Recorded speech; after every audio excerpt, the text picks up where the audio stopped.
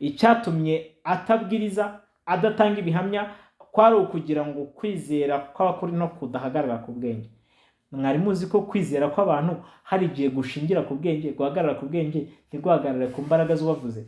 Nicyo gituma Imana ishima kutunyuza ahantu hakomeye mu butayu bwumye, ikadukurira amazi mu rutare rurushaho gukomera, ikadukurira manu, ikadutunga imyaka 40 y'ubutayu nta kintu dukora, tudahinga, tutuhira, tutagira gute. Ni ukugira ngo itwigishe, ihindure urwego rw'imyumvire yacu, kugira ngo tumenye ko kurya bidasaba ko tuba twakoze gusa, kugira ngo twige. Nicyo cya munani mu wa gatatu mu guteka kwa kabiri biratubwira ngo Uwiteka yagukundiye kunyura mu butayu kugira ngo akwigishe ko umuntu adatungwa n'umutsima gusa. Tumenyereye ko umuntu arya kubera ko yakoze. Ibyo ngibyo niko ni ihame, nayo biratubwira ngo umuntu udakora ntakarye, ni ihame rya kadomo. Ariko nyamara yatunyujije mu butayu kugira ngo ihindure urwego rw'imyumvire yacu, itwigishe ko byabaye ngombwa, yashimye kukunyuza aho utabasha kurya, ugomba kumenya ko kubaho bishoboka. Nicyatumye yigisha abantu, ikabamarisha imyaka 40 mu butayu, nta guhinga, nta kuhira n'amazi, kugira ngo bamenyeshe ko kugira ngo umuntu arye bidasaba ko afite diplome nini, bidasaba agomba kuba yakoze gusa, bidasaba agomba kuba yashyize imbaraga ze gusa, ahubwo bisaba ko umuntu atungwa n'amagambo aturuka mu kanwa k'Imana. Uwiteka yavuze ngo urarya nubwo isi yafunga.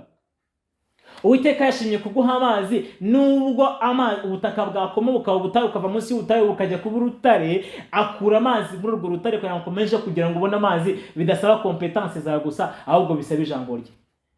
Uwiteka yakinze atari utumye batwita, akuzibinda ukamara imyaka 15, 20, 30 ukageza kuri 90, kugira ngo akumenyeshe ko ari utuma batwita, ari nawe utuma babyara, kugira ngo igihe wakoresheje ubwenge bwawe ukabona biguhira, ujye umenya itegeko ry'Imana ko ari itegeko ry'abantu, kugira ngo naguha amabwiriza ubashe kumva, kubera ko yakunyujije mu nzira y'ubutayu, kugira ngo ahojeshe amaso y'umutima wawe. Haleluya! Ahojeshe amatwi yawe kugira ngo ubashe kuba sensible, amatwi yawe yumve, ubashe kumenya icyagusaba gukora, abaye nacyo ugenderamo, utitaye ku by'ubwenge bwawe bikubwira, kuko kwizera kugenda hejuru y'ubwenge. Aravuga ngo kandi ibyo ngibyo mbikubwirira, cyangwa ibyo ngibyo nkunyuza aho hantu kugira ngo nkwigishe ko umuntu adatungwa n'ibikomotse mu bwenge, kugira ngo ubwo uzabuhinga, ubwo uzaba buhira, ubwo uzaba ufite uburyo bwo kubyara, inda y'umudamu wawe, y'umugore wawe izibutse, kugira ngo ubwo uzaba ufite ibyo ukeneye byose, uzamenye ko atari amaboko yawe abiguhesha. Haleluya! Atari amaboko yawe abiguhesha, ahubwo Kristo Umwami ari bubiguhesha, ahubwo Data wa twese mwiza ari bubiguhesha, kugira ngo igihe uzabona uni healthy, ufite ubuzima bwiza, nta ndwara zihari, igihe uzabona wagiye ahantu runaka ukabona watekinitse cyangwa muganga yatekinitse, ubushobozi bwabo bwabemereye kugufasha igihe urwaye, bakuvuye biremera, baguhaye ibyatsi biremera, bagize gute biremera, ntuzatekereze ko amaboko yabo ahagije kugira ngo asohoze icyo gushaka kwawe, ahubwo ujye umenya ko Uwiteka ari we Jehova Rafa, Imana ikiza indwara, kuko yabishatse ngo ubaho, yaguhamagaye ni ukuri kose. Niyo bakujyana ku baganga baruta abandi, ntabwo bashaka kugareka gupfa.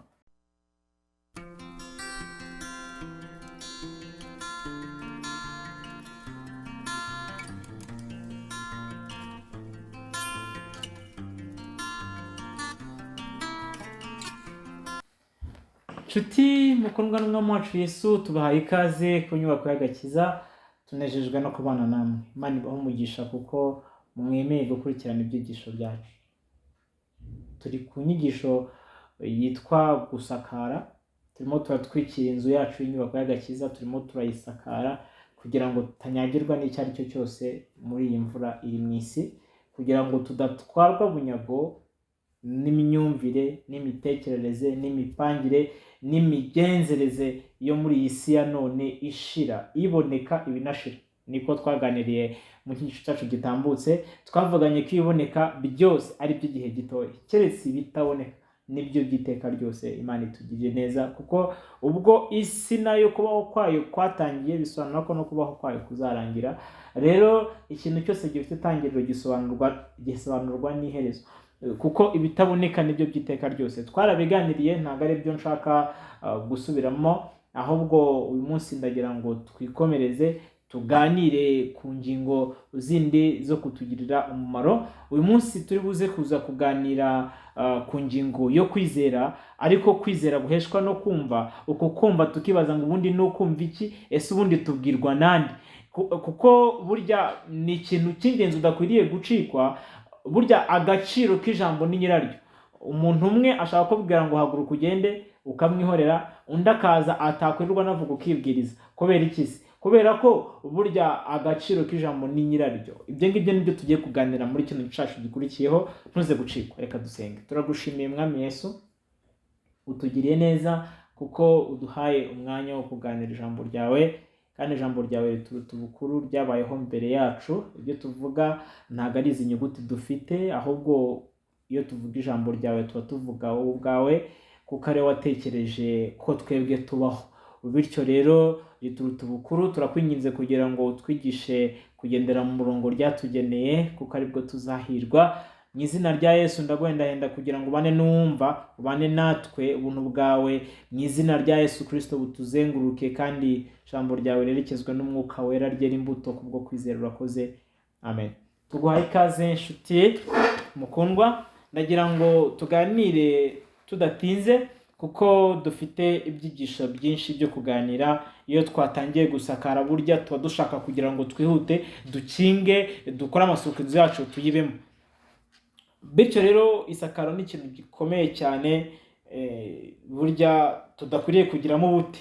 Umwanditsi umubwiriza yaravuze ngo ubute bugoramisha igisenge. Ntabwo dukwiriye kugira ubute rero. Igisenge cyacu kugira ngo kitagorama ntabwo dukwiriye kugira ubute, kuko kwizera ni ikintu gikomeye cyane, gisobanura icyitwa agakiza. Burya kwizera nicyo gisobanuro cy'agakiza.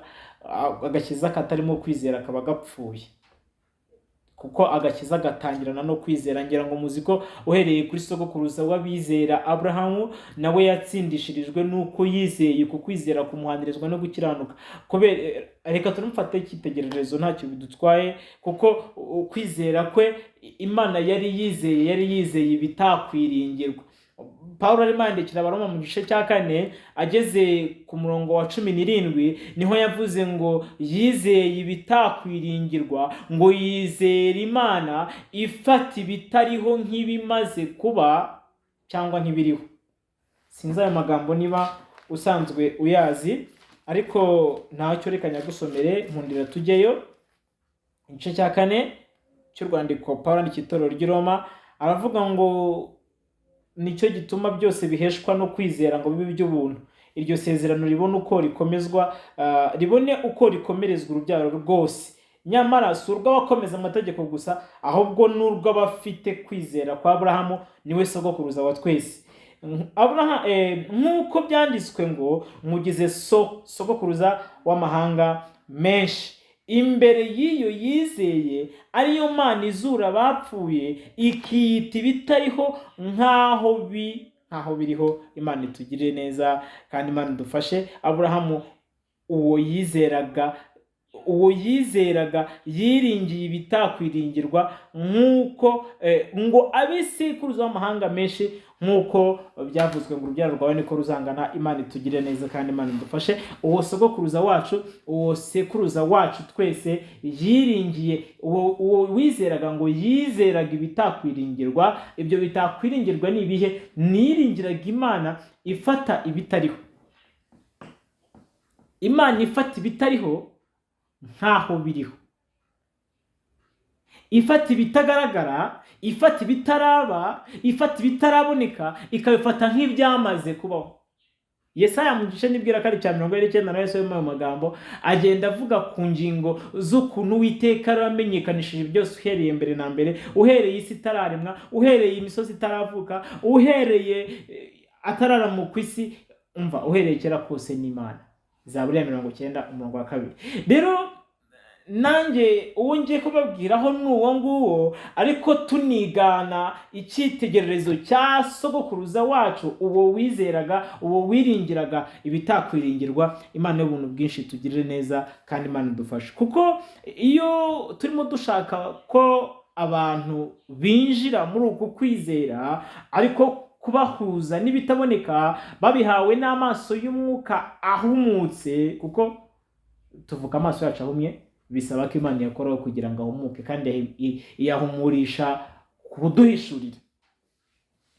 kuduhishurira gute? Burya ibintu byatambutse muzi ko nabyo dukenera kubihishurirwa kugira ngo tumenye ko ari iby'ukuri.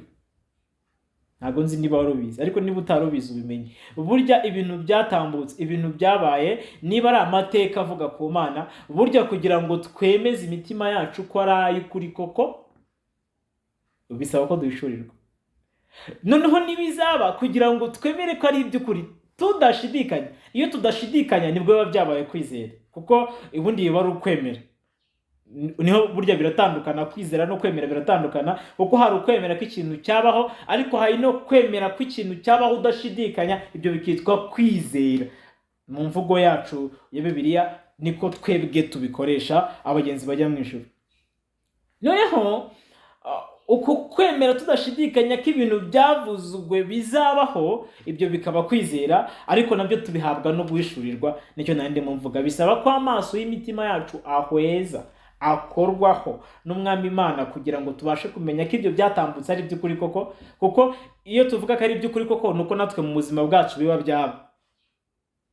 Iyo tuvuga ko bizabaho ari ukuri kudashidikanya, biba bisobanura koko ko natwe tugomba kwitegura, kuko ubuzima bwacu buyoborwa n'ibyo twizera. Ibyo twabivuzeho mu gace kacu kabanje kuri ingingo yo gusakara inyubako y'agakiza mu kwizera no kwihangana. Hanyuma ndimo mbabwira ko ubu Abrahamu sogokuruza wacu yiringiye ibitakwiringirwa, yizera Imana ibasha no kuzura abapfuye, kuko ubwo yamuhagurutsaga, ndagira ngo hano tuhinjire neza, ubwo yamuhagurutsaga yari itangiye kumwigisha kugendana nayo. Yamuhaye amasezerano yose atakwiringirwa. Irya mbere yamuhaye ryari iryo kumutuza mu gihugu we n'urubyaro rwe. Ibyo bintu byombi ntabwo byashobokaga. Ubundi icyo kintu nicyo twita alliance, nicyo twita isezerano. Kandi turi abana b'uwo nguwo wizera. Imana yasezeranije igihugu ikakimusezeranyana n'urubyaro ruzamukomokaho, akaba sekuruza w'amahanga menshi. Ngira ngo murabyumva ko yamusezeranije urubyaro rungana n'umusenyi wo ku nyanja, ari rwo rubyaro rw'umubiri. Imusezeranya n'urubyaro rungana n'inyenyeri zo ku ijuru, ari rwo rubyaro rwo mu mwuka, ari bo bana bo kwizera. Ibyo byombi Imana yagombaga kubimusohoreza, ariko isezerano ryaramugeragezaga. Icyo nshaka kuvuga ntabwo ari ukugeragezwa n'isezerano, kuko twabivuze ku byerekeranye no kwihangana mu byo twageragejwe. Ahubwo icyo nshaka kuvuga ni iki? Ni uko kwizera yahagurukanye kwatumye yiringira Imana afite imyaka 75, umugore afite imyaka igera muri 65. Imana ibasezeranya kubaho umwana. Sara yari arenze urucyuriro, kuko iyo tugiye kuvuga ku ngingo yo kwizera, iri jambo mu nkundire mbanze ndisome. Uyu nguyu ni Pawulo ari Korinto, arimo abandikira. Yaravugaga ngo nabanaga namwe mfite intege nke, mpinda umushyitsi, ntinya. Ibyo navugaga nkabwiriza ntibyari amagambo y'ubwenge yo kwemeza abantu, ahubwo byari ibigaragaza umwuka n'imbaraga. Ntabwo ndi bujye mu wundi busobanuro bw'aya magambo cyangwa icyo ari cyabaye, ahubwo ndivugira intego ya Pawulo. Pawulo akora gutya, yari afite intego y'uko kwizera kw'abantu kudahagarara ku bwenge bw'abantu, ahubwo gushingira, guhagarara ku mbaraga z'Imana. Urwo ni urwandiko rwa mbere Pawulo yandikira n'igice cya 2 ku murongo wa 5. Icyatumye atabwiriza, adatanga ibihamya, kwari ukugira ngo kwizera kw'abakuri no kudahagarara ku bwenge. Mwari muzi ko kwizera kw'abantu hari igihe gushingira ku bwenge, guhagarara ku bwenge, ntiguhagarare ku mbaraga z'uwavuze. Niho hantu turi. Ndakwinginga kugira ngo tugendane witonze. Iki gihe ubwenge bwa Abrahamu bwagombaga kumwereka ko bidashoboka, ariko kwizera kwe ntabwo kwari gushingiye ku bwenge. Cyo gitumye soma rino jambo. Kwizera kwe ntabwo kwari gushingiye ku bwenge, ahubwo kwari gushingiye ku mbaraga n'ubushobozi bw'uwamubwiye, bw'uwamusezeranije. biringiye ko turi kumwe. Kwizera kwe kwari gushingiye ku bushobozi, ku bwenge bw'uwamusezeranije. Imana itugirire neza. Nicyo cyatumye yiringira ibyo bitakwiringirwa, arahaguruka, Imana imusohoreza isezerano. Sara agize imyaka 90, Aburahamu afite imyaka 100. Imana yabikoze gutyo kugira ngo natwe abazamwizera, abazayoborwa no kwizera, twe kuzita, twe kuzatinda, twe kuzafata ibyemezo, twe kuzashingira ubuzima bwacu ku bwenge bw'abantu gusa, ahubwo tuzanabushingire ku mbaraga z'Imana. Nicyo gituma Imana ishima kutunyuza ahantu hakomeye, mu butayu bwumye, ikadukurira amazi mu rutare rurushaho gukomera, ikadukurira manu, ikadutunga imyaka 40 y'ubutayu nta kintu dukora, tudahinga, tutuhira, tutagira gute. Ni ukugira ngo itwigishe, ihindure urwego rw'imyumvire yacu, kugira ngo tumenye ko kurya bidasaba ko tuba twakoze gusa, kugira ngo twige. Nicyo cyangwa mu wa 3 mu guteka kwa 2 biratubwira ngo Uwiteka yagukundiye kunyura mu butayu kugira ngo akwigishe ko umuntu adatungwa n'umutsima gusa. Tumenyereye ko umuntu arya kubera ko yakoze. Ibyo ngibyo niko ni ihame, nayo biratubwira ngo umuntu udakora ntakarye. Ni ihame ry'akadomo. Ariko nyamara yatunyujije mu butayu kugira ngo ihindure urwego rw'imyumvire yacu, itwigishe ko byabaye ngombwa. Yashimye kukunyuza aho utabasha kurya, ugomba kumenya ko kubaho bishoboka. Cyatumye yigisha abantu, ikabamarisha imyaka 40 mu butayu, nta guhinga, nta kuhira n'amazi, kugira ngo bamenyeshe ko kugira ngo umuntu arye bidasaba ko afite diplome nini, bidasaba agomba kuba yakoze gusa, bidasaba agomba kuba yashize imbaraga ze gusa, ahubwo bisaba ko umuntu atungwa n'amagambo aturuka mu kanwa k'Imana. Uwiteka yavuze ngo urarya nubwo isi yafunga. Uwiteka yashimye kuguha amazi nubwo ubutaka bwakoma bukaba ubutayu, ukava munsi y'ubutayu ukajya kuba urutare. Akura amazi muri urwo rutare kugira ngo akomeje kugira ngo ubone amazi, bidasaba competence zawe gusa, ahubwo bisaba ijambo rye. Uwiteka yakinze atari utumye batwita, akuzibinda ukamara imyaka 15, 20, 30 ukageza kuri 90, kugira ngo akumenyeshe ko ari utuma batwita, ari nawe utuma babyara, kugira ngo igihe wakoresheje ubwenge bwawe ukabona biguhira, ujye umenya itegeko ry'Imana ko ari itegeko ry'abantu, kugira ngo naguha amabwiriza ubashe kumva, kubera ko yakunyujije mu nzira y'ubutayu, kugira ngo ahojeshe amaso y'umutima wawe. Haleluya. Ahojeshe amatwi yawe kugira ngo ubashe kuba sensible, amatwi yawe yumve, ubashe kumenya icyagusaba gukora, abaye nacyo ugenderamo, utitaye ku by'ubwenge bwawe bikubwira, kuko kwizera kugenda hejuru y'ubwenge. Aravuga ngo kandi ibyo ngibyo mbikubwirira, cyangwa ibyo ngibyo nkunyuza aho hantu, kugira ngo nkwigishe ko umuntu adatungwa n'ibikomotse mu bwenge, kugira ngo ubwo uzabuhinga, ubwo uzaba wuhira, ubwo uzaba ufite uburyo bwo kubyara, inda y'umudamu wawe, y'umugore wawe izibutse, kugira ngo ubwo uzaba ufite ibyo ukeneye byose, uzamenye ko atari amaboko yawe abiguhesha. Haleluya. Atari amaboko yawe abiguhesha, ahubwo Kristo Umwami ari bubiguhesha, ahubwo Data wa twese mwiza ari bubiguhesha, kugira ngo igihe uzabona uni healthy, ufite ubuzima bwiza, nta ndwara zihari, igihe uzabona wagiye ahantu runaka ukabona watekinitse, cyangwa muganga yatekinitse, ubushobozi bwabo bwabemereye kugufasha igihe urwaye, bakuvuye biremera, baguhaye ibyatsi biremera, bagize gute biremera, ntuzatekereze ko amaboko yabo ahagije kugira ngo asohoze icyo gushaka kwawe, ahubwo ujye umenya ko Uwiteka ari we Jehova Rafa, Imana ikiza indwara, kuko yabishatse ngo ubaho, yaguhamagaye ni ukuri kose. Niyo bakujyana ku baganga baruta abandi, ntabwo bashaka kugareka gupfa. Icyo nkubwira ndagira ngo cyumve neza, ndimo ndagira ngo kwizera kwawe kwe gushingira ku bwenge bw'abantu, ahubwo kwizera kwawe gushingire ku mbaraga z'Imana, kuko iyo nta kwizera agakiza ntabwo gashoboka. Turi kuri sokuruza wacu. Ninde wavuze? Kuko natangiye mbabwira ngo burya ibintu umuntu abwirwa bigira agaciro bitewe n'uwabivuze uwo ari we. Burya amabwiriza uhabwa, burya ibintu witondera biterwa n'uwavuze. Burya agaciro k'umuntu wavuze kabigiramo uruhare. Njya nkunda kwibaza ngo ariko ubundi watubwiye ninde, bituma mbona dufashe turegeje ibyo twabwiwe. Ntukikwe n'agace kacu gakurikiraho, nibyo turaheraho nyuma kano karuhuko.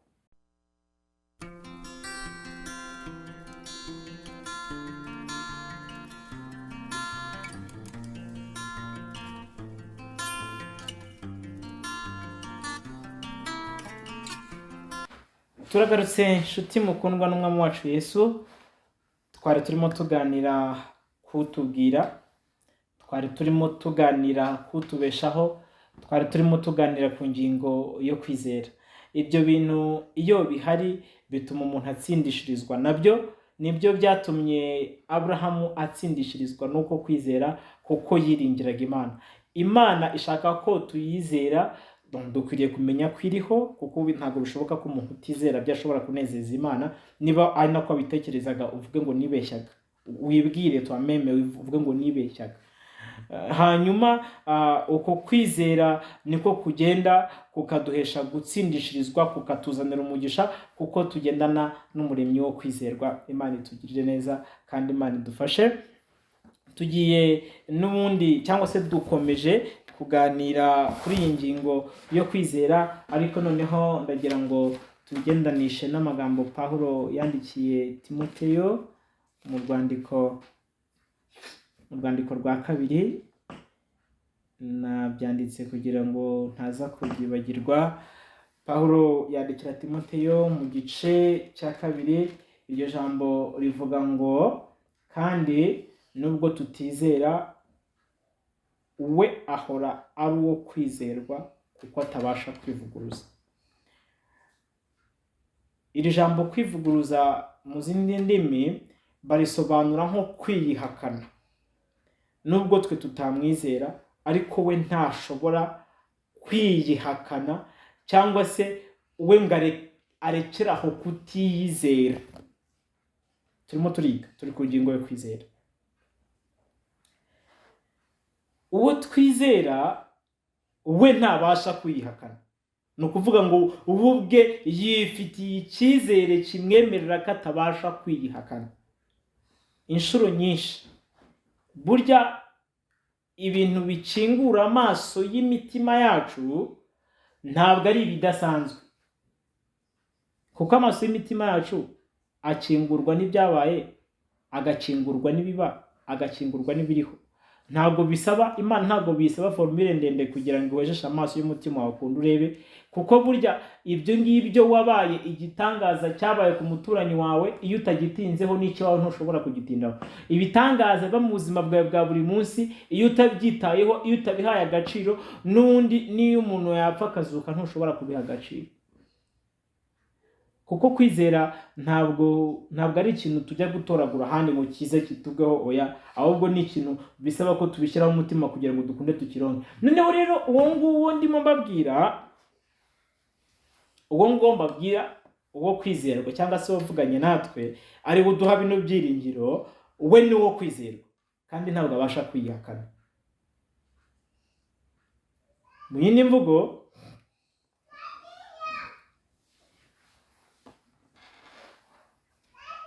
Aburahamu Imana imuhamagara. Munkundire nsubire kuri iyi ngingo kugira ngo dukunde dushyikire intego cyangwa se icyatumye abakera bahanwa neza. Aburahamu Imana imuhamagara, Bibiliya yatubwiye ngo yiringiye ibitakwiringirwa.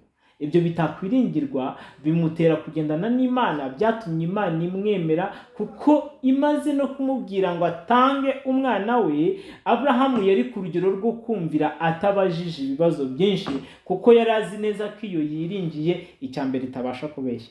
Kuko kumenya uwavuganye natwe ni ikintu cy'ingenzi, kuko uburyo umuntu ashobora kukubwira, ntabwo nagitanzeho urugero, ariko mu nkundire dutangeho. Umuntu ashobora kukubwira ngo haguruka uhunge, cyangwa se akakubwira ngo ntiza 5,000, cyangwa se akakubwira ngo ntiza, wenda reka mfate urwo rugero. Umuntu arakubwiye ngo ntiza 5,000, uburyo iyo ugiye kuyamuha urabanza ukareba ubushobozi bwe. Munyihanganire, hari igihe ureba umuntu arambwiye ngo mutize ko akazayansubiza. Ese koko uyu muntu umbwiye ngo mutize, wenda reka mfate urugero runini da, umuntu araho nta kazi agira, ntacyo akaza kwiyanguriza miliyoni, kuki utayimuha?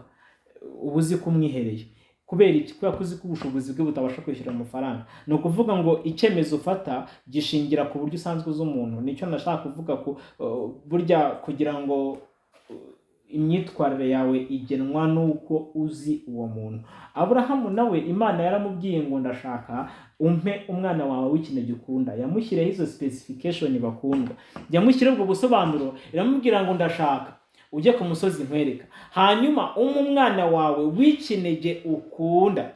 Nuko Imana yabimusobanuriye, ariko Aburahamu kuko kino kintu cyari gisobanutse muri we, yari azi neza wavugana nawe, yari yiringiye ibitakwiringirwa, yari yiringiye Imana ibasha kuzura abapfuye, yari yiringiye Imana itabasha guhindagura amasezerano, yari yiringiye Imana itabasha kubeshya, yari yiringiye Imana isohoza icyo yavuze. Ibyo ngibyo bimutera gufata umwana we aramutanga, aravuga ngo nubwo namwica. Aburahamu kuko icyo kintu cyari gisobanutse neza muri we, byatumye yemera gutanga umwana we, kuko yari azi neza ko Imana itabasha kubeshya. Ubwo ariyo yamubwiye ko urubyaro ruzamukomokaho ari we ruzaturukaho, ari we mfura mu bana bazakomoka kuri Aburahamu, yatanze umwana we atizigama, yemera kujya kumutanga. Uwiteka arabeba aravuga ati koko Aburahamu aramutanga, ikimenyetso cyerekana yuko anzi neza ko ntari nterenganya, ikimenyetso cyerekana ko azi ko mbasha gutabara, ikimenyetso cyerekana ko azi ko mbasha no kuzura abapfuye, ikimenyetso cyerekana yuko azi neza ko mbasha kwishakira igitambo nk'uko yasubije umwana we, ikimenyetso cyerekana ko azi my fidelity, azi ubudahema, azi ko ntabasha kwivuguruza. Imana itugirire neza, azi neza ko ntabasha kwivuguruza.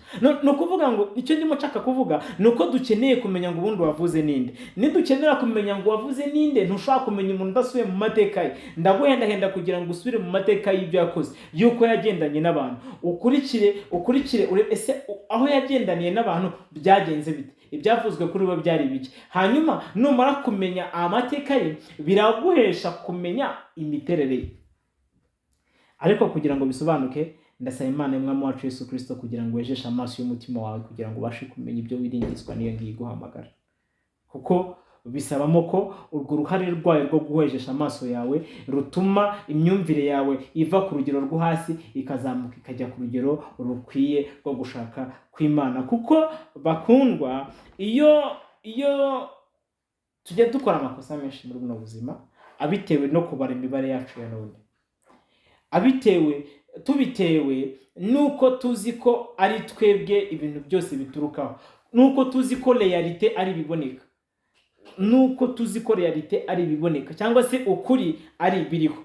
Noneho ugasanga twakoze amakosa atagira ingano, tubitewe n'iyo myumvire, n'iyo mitekerereze, cyangwa se n'iyo myizerere yuko twumva ko ari twe duhari, yuko twumva ko dupfuye birangiye, yuko twumva ko uyu munsi nkunda no kubibona no mu byigisho n'umurongo isi igenderaho, uyu munsi nzi ko isambu yanjye ariyo si yanjye. Uyu munsi urumva hari imyumvire twagiye duforuja, hari imitekerereze twagiye twumva, noneho bigasa nk'aho kuri ari ibyo dufite ubu ngubu. Ariko nyamara ndakubwiza ukuri, natwe ubwacu na mbere yuko tubaho, ukuri kw'ibitaboneka kw'iby'Imana yagennye kuba guhari, ukaza ukagusanga, ukakuvamo ukagusiga.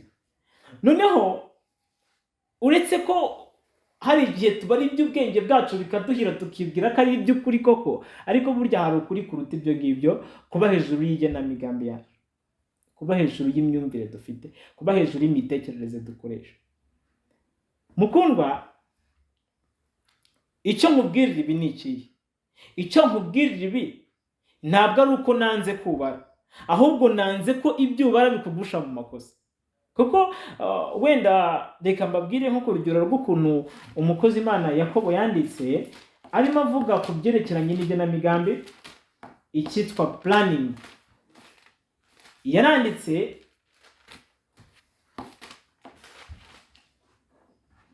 aduha inama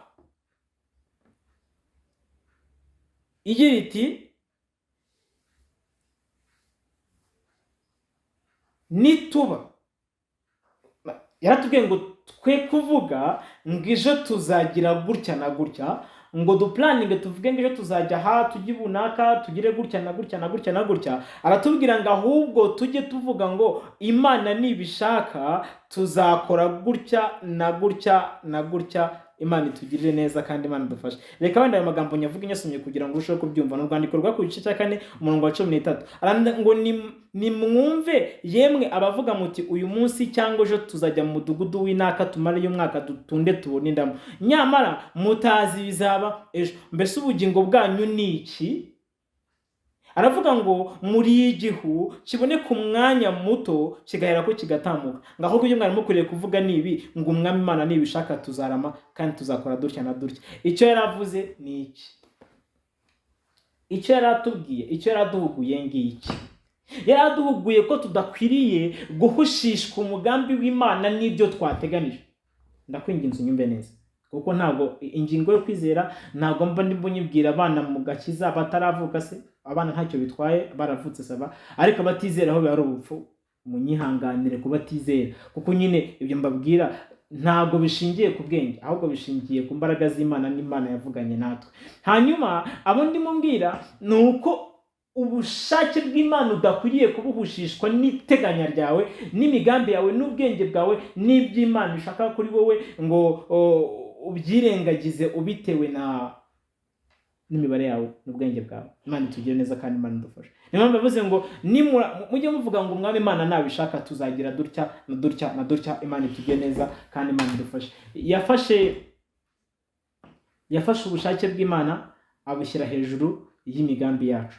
Icyo ndimo mbingingira abakundwa ni ukugira ngo igenamigambi yawe ribe munsi yo gushaka kwa Kristo, kuko niho uzasanga ibyigisho Kristo byinshi yagiye atanga avuga ngo ntitukiganyire twibaza ngo tuzarya iki, tuzambara iki. Aduha urugero ku burabyo, aduha urugero ku bikona, aduha urugero ku bintu biri inconscient, atwereka uburyo cycle y'isi ibayeho mu bidafite ubwenge, uburyo bibayeho mu buryo bitagizemo uruhare, ahubwo bigaburirwa n'Imana ariyo ikeyaringa imibereho yabyo ya buri munsi. Aratubwira twebwe dufite ubwenge, twebwe tuzi guplaninga, twebwe tuzi gukoresha ubwenge bwacu, twebwe tuzi kugira tuzi kwirwanaho mu buryo bwinshi. Aratubwira ati namwe ntimugakire ubushake bwanyu imbere y'ubushake bwanyu, ntimugakire ubwenge bwanyu hejuru y'ubushake bwanyu, kuko igikwiriye kubanza ari uko tubanza tukamenya ibyo ashaka, hanyuma tukaza kugendera mu bindi, hanyuma Imana itugirire neza. Niba planning yawe itarwanya umugambi w'Imana, go on, bya mbere hirwa, ariko witonde cyane, kuko hari igihe ushobora gusanga ibyaguhesha amahoro bihishwa amaso yawe. Imana y'ubuntu bwinshi dufashe kandi Imana itugirire neza. Uwo wavuze rero nitujya mu mateka tuzabona ibye, ariko nagira ngo ngarukire aha ngaha. Nakabahaye ingero nyinshi. Ese ashoboye iki? Ese akora ate? Ese yigisha ate? Kuko uwo wavuze nawe anezezwa no kutwigisha no guhora dutunganya kugira ngo kwizera kwacu kugere ku rugero rwo gutungana gukwiriye. Njya nkunda gutanga urugero ku gihe yatangaga manu mu butayu mu 16 cyo kuva. Uzi ko yabahaye manu ikaza, yamara kuza ntabakundire ko bayisarura cyangwa ko bayitoragura ku rugero bumva bashaka. Yabahaye manu ariko arangije ababwira ngo mujye mutora iby'uwo munsi kandi bihari bisaga. Yashakaga iki? Yashakaga kureba kumvira kwabo, kuko burya kwizera niko kuduhesha kumvira. Iyo nta kwizera kumvira ntabwo kujya gushoboka. Uzi ko mu mateka Bibiliya iduhamiriza ko hari abantu batoraguye ibiruta ibyo bakeneye.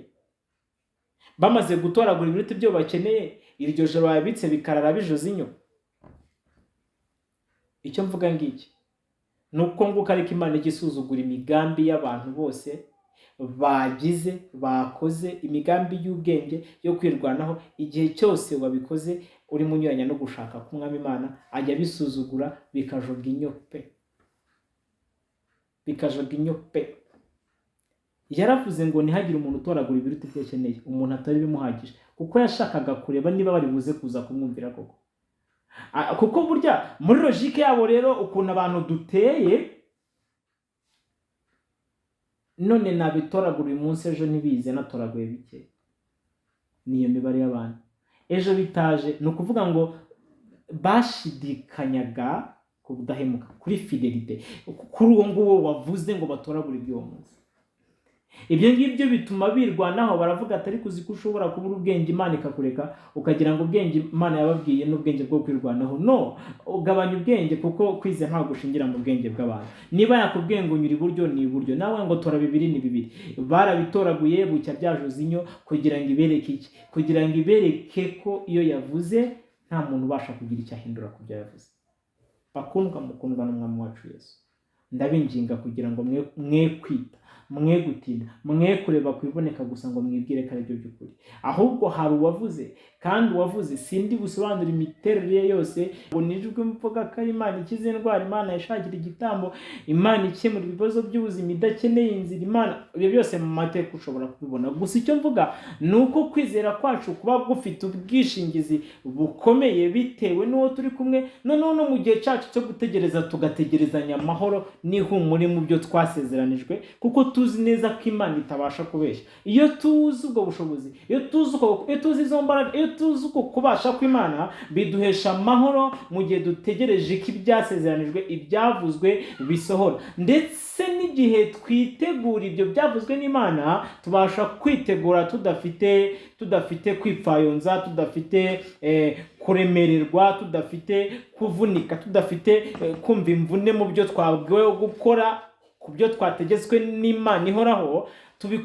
tubikoranye umutima ukunze ko tuzi ko yatubwiye itabasha kubeshya. Imana itugirire neza. Reka rero ndikira aho ngaho, tuzakomezanya mu bice byacu bikurikiraho byo kwizera, aho tuzaba tuganira ko kwizera burya kose gukenera ibihamya kugira ngo kube mu buzima bwacu bwite. Ntuzacikwe rero, Umwami Yesu abane nawe. Reka dusengane. Turagushimiye Mwami Yesu dukunda, tugushimiye ko duhaye umwanya wo kuganira. Turakwinginze kugira ngo ibyo twumvise mu izina rya Yesu dukomerezwe mu mitima yacu, kugira ngo ibyo ushaka biba muri twe ku bwa Yesu umucunguzi. Urakoze. Amen.